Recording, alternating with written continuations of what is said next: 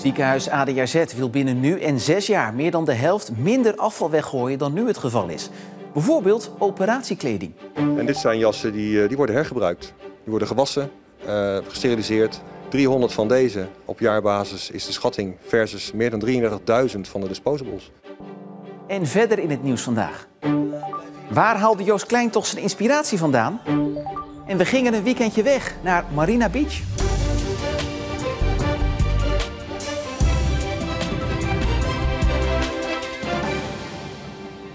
Goedenavond. Bij vervuiling wordt vaak gedacht aan de chemische industrie. Maar ziekenhuis ADRZ kan er ook wat van. Het behoort namelijk ook tot een van de grote vervuilers van Zeeland. Maar niet voor lang meer. Het ziekenhuis wil binnen nu en 6 jaar meer dan de helft minder afval weggooien dan nu het geval is. En fors minder CO2 uitstoten.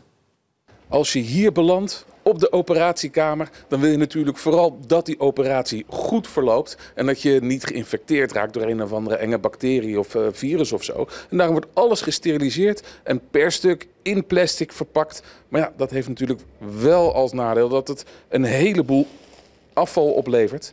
En hier bij het ADRZ in Goes gaan ze proberen om die afvalberg te verminderen. Wat hier in deze afvalbak zit, dat is van een paar uurtjes. Dat gaat best wel veel. Dan heb je hier het plastic liggen, dat is van 1 dag. Dat wordt nu apart ingezameld, maar dat zou normaal gesproken gewoon bij het restafval belanden, toch? Ja, zeker. We zijn het nu aan het scheiden. Dus, ik denk dat er nu wel op een dag misschien een bak scheelt of zo. Het ADRZ heeft daarom de zogeheten Green Deal ondertekend, waarmee het ziekenhuis belooft om duurzamer te worden. Dan gaat het echt over een forse CO2-reductie in het jaar 2030. Dat is 55%. Maar het gaat ook echt over minder gebruik van primaire grondstoffen. Dus bijvoorbeeld het Blue Wrap, dat is een soort stevig plastic en het zit om bepaalde pakketten heen.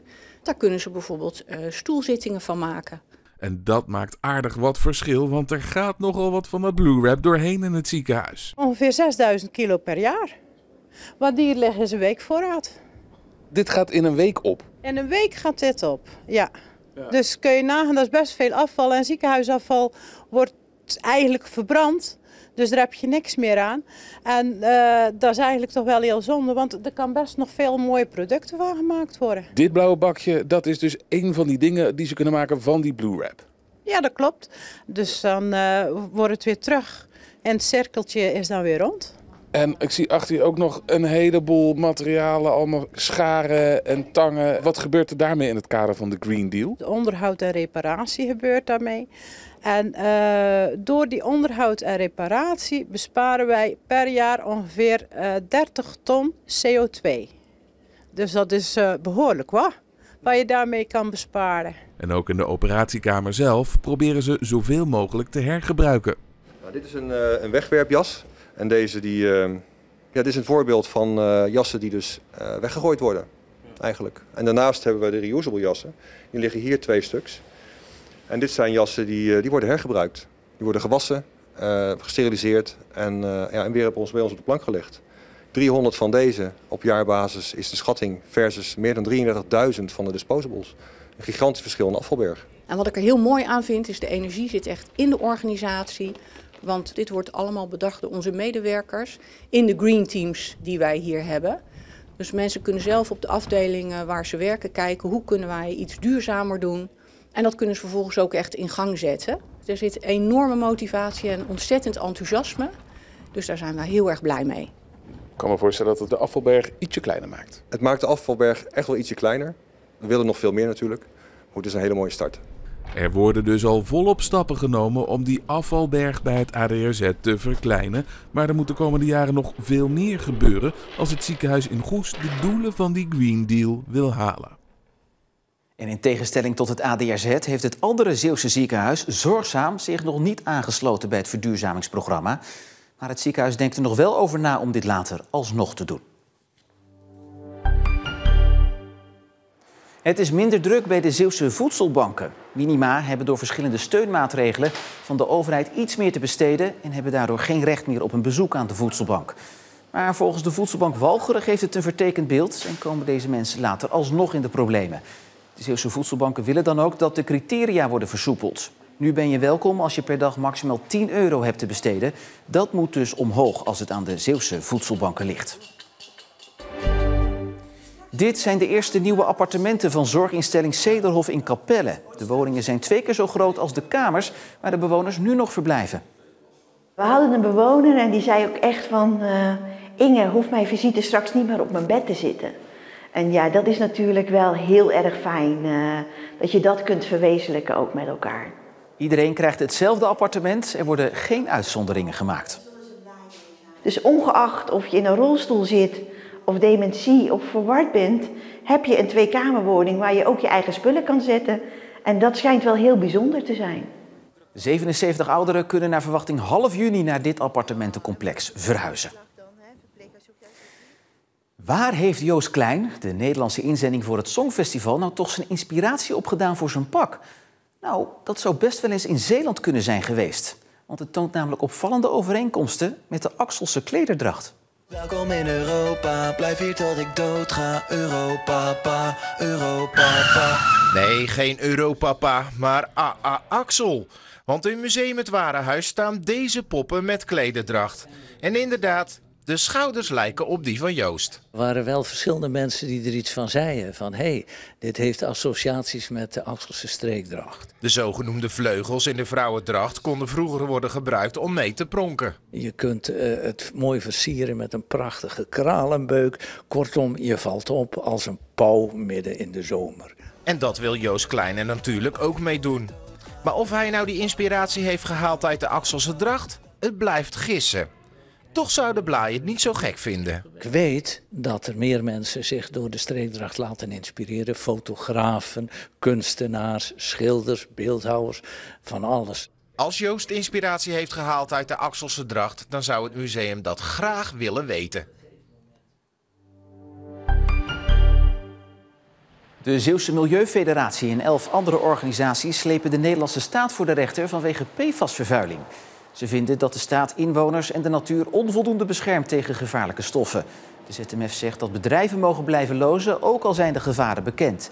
De bevolking durft ondertussen nauwelijks vis te eten uit de Westerschelde of erin te zwemmen, vindt de ZMF. In Goes zijn de voorbereidingen gestart voor de opbouw van de hal die ze in 2017 al uit Rotterdam hebben gehaald. In Rotterdam deed de hal dienst als remise voor de RET. In Goes gaat de loods, hier op archiefbeeld, dienst doen als stalling voor de treinen van de stoomtrein Goes-Borselen. Als het gebouw klaar is, is het ook een overdekt perron en wordt het voor een deel een museum. Maar zover is het nu nog niet. Eerst worden de bouwdelen nog geïnventariseerd. De daadwerkelijke bouw begint dan waarschijnlijk pas over een jaar. Gedoe over vergunningen, rechtszaken, slechte recensies en een eigenaar die onder vuur ligt. De Ooststappen vakantieparken van Peter Gillis zijn vaak in het nieuws en meestal niet positief. In Zeeland heeft Ooststappen 1 park. Dat is Marina Beach in Hoek. Verslaggevers Mercy Kamermans en Michael Komans zoeken uit hoe het nou echt is op het park. We zijn er. Nou, ik vind het spannend. Ja, ik ben heel benieuwd wat we aantreffen gewoon. Misschien is het best wel een leuke camping en kan je er voor een redelijke prijs een hartstikke leuk weekendje hebben. En we hebben natuurlijk ook geluk met het weer. Nou, Mercy. Ja, we gaan. Daar gaan we. Na ruim een half uurtje rijden komen we aan in Hoek bij vakantiepark Marina Beach, waar we een chaletje hebben gehuurd. Hier? Ja, hier is het denk ik. Hier naar links. Oh, dan is dit een van de huisjes denk ik. Nou, dit valt op zich wel mee. Dit ziet er wel. We zijn ook de enige denk ik. Voeten vegen. Ja, ja. Oh, het gaat wel een beetje muf hoor. Oh ja. Oh. Beetje... Oef, ik laat die deur... Ja. Ik laat die deur open. Oeh, wat erg. Oh, maar kijk nou, kijk nou. De deur zit helemaal in. Heb je dit al gezien? De deur zit hier helemaal niet in. Kijk nou, hier dat ik de deur open doe. Oeh. Heb jij dat gedaan? Nee, kijk, dit zit helemaal niet vast. Dit is de deur van het toilet en de douche. Nee. Maar die is aan de onderkant helemaal los. Die staat gewoon er tegenaan gezet. Genoeg gezien van het huisje, tijd om het park te gaan verkennen. Maar omdat het park zo groot is, doen we dat toch maar even met de auto. Kijk, hier zaten volgens mij die asielzoekers toen. Oh ja, hier zaten, dit zijn blauwe caravans. Die zijn nog allemaal leeg. Ja, ze zijn ook allemaal leeg. Als we uitstappen, zien we het pas goed. Sommige plekken zijn zeer zwaar verwaarloosd. En een enkele caravan ziet er wel heel opmerkelijk uit. Er zit geen dak meer in. Op het park hebben honderden mensen een eigen huisje. Zoals deze Belgen. Die zien dat het park achteruit gaat. Vroeger was dat een bloeiend park. Heel leuk, een familiepark in feite. We hebben hier altijd veel plezier gehad. Het was altijd iets te doen. Ja. Maar nu is het echt een beetje... Ja. Veel van de vaste gasten die dus voor een jaar hier huren, die hebben hier geld in geïnvesteerd in een huisje om het mooi te maken en gezellig. En dat staat op de helling natuurlijk. Maar er zijn ook juist nieuwe soort campinggasten. Fans van Peter Gillis. Maar u heeft specifiek dus voor een camping gekozen van Peter Gillis? Ja, inderdaad. Oh, waarom dat? Ik vond dat een toffe kloot. Ja, ik kan niet aan doen. Ik laat het gewoon doen. Maar een mooie reputatie van, jongens. We zijn de tunnel weer uit en dus weer op weg naar huis. Ja. Wat vond jij ervan? Nou, ik heb sowieso een heel leuk weekend gehad. Het was gezellig met jou, maar ook met mensen die we daar hebben ontmoet. We hebben gisteravond een hartstikke leuke avond gehad in het café-restaurant daar. Ja. Maar goed, het is wel gewoon echt een vakantiepark wat ik niet direct zou aanraden. Nieuwsgierig naar meer details over ons bezoek aan het park? Bezoek dan onze website omroepzeeland.nl. En daar vindt u ook de reactie van parkeigenaar Peter Gillis en de nieuwe exploitant van Marina Beach, Matthijs Stevens. Gaan we naar het weer. Het begon grijs en niet veelbelovend. Dat heeft het weer ook wel waargemaakt, maar veel regen viel er nou ook weer niet. Bij maximaal 11 graden. Komende dagen ziet het er niet veel beter uit. Helaas ook op Koningsdag. Het wordt wel warmer, maar zeker zaterdag is er nog een serieuze kans op regen. Ja, dat wordt dus op de vrijmarkt van onder een oranje paraplu. Maar zolang er tompoezen zijn, komt altijd alles goed. Tot zover deze Zeeland Nu voor vandaag. Een hele fijne avond en graag tot morgen.